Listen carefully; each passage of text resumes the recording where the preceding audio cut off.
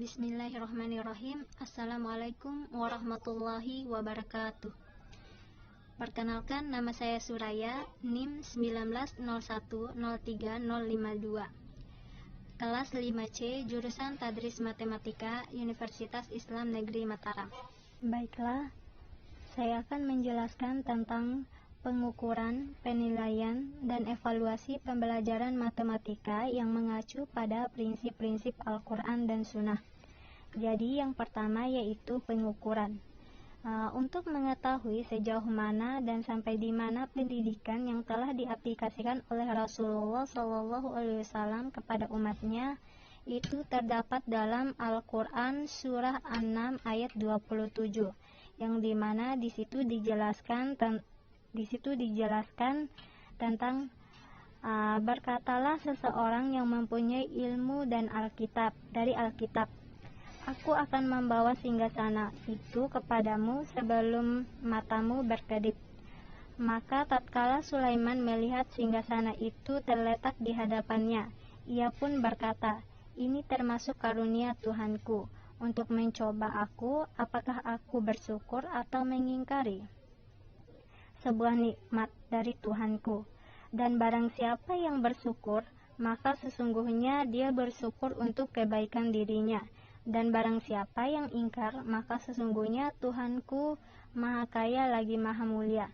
Jadi maksud dari ayat di atas yaitu apabila Allah menurunkan sebuah nikmat atau karunia untuk kita dan kita mampu bersyukur atas nikmat itu, maka kebaikan atas nikmat yang kita dapatkan itu akan menimpa pada diri kita sendiri. Dan apabila kita tidak mampu bersyukur atau mengingkari atas nikmat itu, maka Allah itu Maha Kaya lagi Maha Mulia. Maksudnya Allah akan tetap memberi kita nikmat sewalaupun kita belum mampu bersyukur, dan ia akan tetap memberikan kita sebuah nikmat sampai rasa syukur itu ada pada diri kita. Selanjutnya yaitu pengertian pengukuran menurut para ahli. Nah, di sini terdapat 4 pengertian menurut para ahli. Yang pertama yaitu sebagai proses untuk menentukan luas atau kualitas sesuatu. Terus yang kedua yaitu suatu tindakan atau proses untuk menentukan luas atau kualitas dari sesuatu. Terus yang ketiga yaitu proses pengumpulan data melalui pengamatan empiris. Dan yang terakhir yaitu sebagai proses memasangkan fakta-fakta suatu objek dengan fakta-fakta satuan tertentu. Dari pengertian di atas dapat disimpulkan bahwa suatu proses pengumpulan data secara sistematis dan menggunakan alat ukur yang representatif pada tujuan yang ingin dicapai sehingga menghasilkan informasi yang akurat. Mengukur juga membandingkan sesuatu dengan suatu ukuran tertentu dan hanya terbatas pada deskriptif kuantitatif.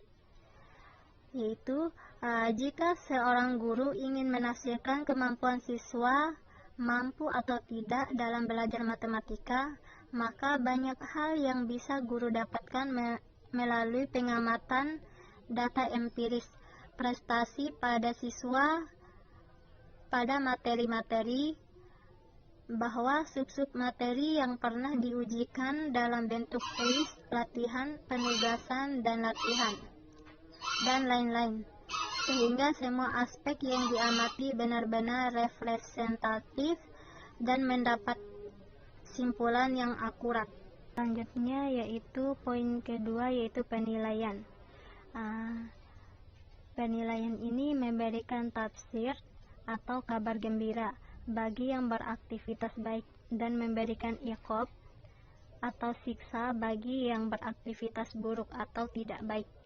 Jadi penilaian ini terdapat dalam Quran surah Al-Jaljalah ayat 7-8 yang menjelaskan tentang barang siapa yang mengerjakan kebaikan seberat biji zarah pun, niscaya dia akan melihat balasannya, dan barang siapa yang mengerjakan kejahatan sebesar biji zarah pun, niscaya dia akan melihat balasannya pula. Jadi, maksud dari ayat di atas yaitu sekecil atau sebesar apapun kebaikan yang kita lakukan di dunia ini, niscaya pahalanya akan kita dapatkan di akhirat kelak. Dan sebesar atau sekecil apapun kejahatan yang kita lakukan di dunia ini, niscaya akan kita terima balasannya di akhirat kelak pula. Dan selanjutnya yaitu pengertian penilaian menurut para ahli. Di sini terdapat 4 poin pengertian penilaian menurut para ahli. Yang pertama yaitu suatu tindakan atau proses untuk menentukan nilai dari sesuatu. Terus yang kedua yaitu penilaian kelas adalah suatu metode yang sederhana dapat menggunakan fakultas atau sekolah untuk mengumpulkan umpan balik awal dan setelahnya pada seberapa baik para siswa mereka belajar apa yang mereka ajarkan. Dan yang ketiga yaitu suatu usaha yang mengumpulkan berbagai informasi secara berkesinambungan dan menyeluruh tentang proses dan hasil belajar yang telah dicapai oleh siswa melalui kegiatan belajar mengajar yang ditetapkan, sehingga dapat dijadikan dasar untuk menentukan langkah selanjutnya. Terus yang terakhir yaitu penggolongan seseorang atau sesuatu berkenaan dengan harganya. Terus yang ketiga yaitu evaluasi. Allah Subhanahu wa Ta'ala dalam mengevaluasi hambanya tanpa memandang formalitas atau penampilan, tetapi memandang substansi di balik tindakan hamba-hambanya tersebut, sebagaimana yang tertera dalam Quran Surah Al-Hajj yang menjelaskan tentang yang artinya daging-daging unta dan darahnya itu sekali-sekali tidak dapat mencapai keridhaan Allah, tetapi ketakwaan dari kamulah yang dapat mencapainya untuk kamu, supaya kamu menggugatkan Allah terhadap hidayahnya kepada kamu, dan berilah kabar gembira kepada orang-orang yang berbuat baik. Dan selanjutnya yaitu pengertian evaluasi menurut para ahli. Evaluasi menurut para ahli ini terdapat 7 poin. Yang pertama yaitu pengumpulan kenyataan secara sistematis untuk menetapkan apakah dalam kenyataannya terjadi perubahan dalam diri siswa dan menetapkan sejauh mana tingkat perubahan dalam pribadi siswa.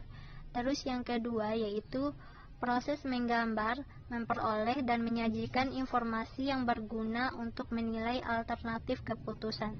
Terus yang ketiga yaitu sebagai suatu proses sistematik dalam menentukan tingkat pencapaian tujuan instruksional oleh siswa.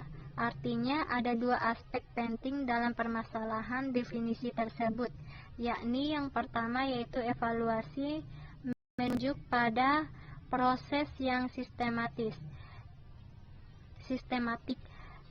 Kemudian yang kedua yaitu evaluasi mengasumsikan bahwa tujuan instruksional ditentukan terlebih dahulu sebelum proses belajar mengajar berlangsung. Terus yang keempat yaitu suatu istilah kompleks yang sering disalahgunakan oleh para guru dan para siswa. Evaluasi melibatkan perbuatan keputusan tentang para siswa didasarkan pada tingkat kesadaran hasil yang dicapai oleh mereka. Terus yang kelima yaitu mengacu pada suatu tindakan atau suatu proses untuk menentukan nilai dari sesuatu. Terus yang keenam yaitu proses untuk mengumpulkan, menganalisis, dan menafsirkan informasi untuk menentukan sejauh mana siswa mencapai tujuan instruksional.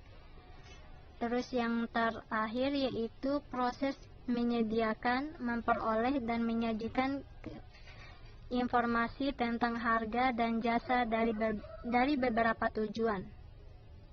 desain implementasi, dan dampak untuk membantu membuat keputusan pertanggungjawaban dan meningkatkan pemahaman terhadap fenomena. Demikianlah penyampaian yang dapat saya paparkan.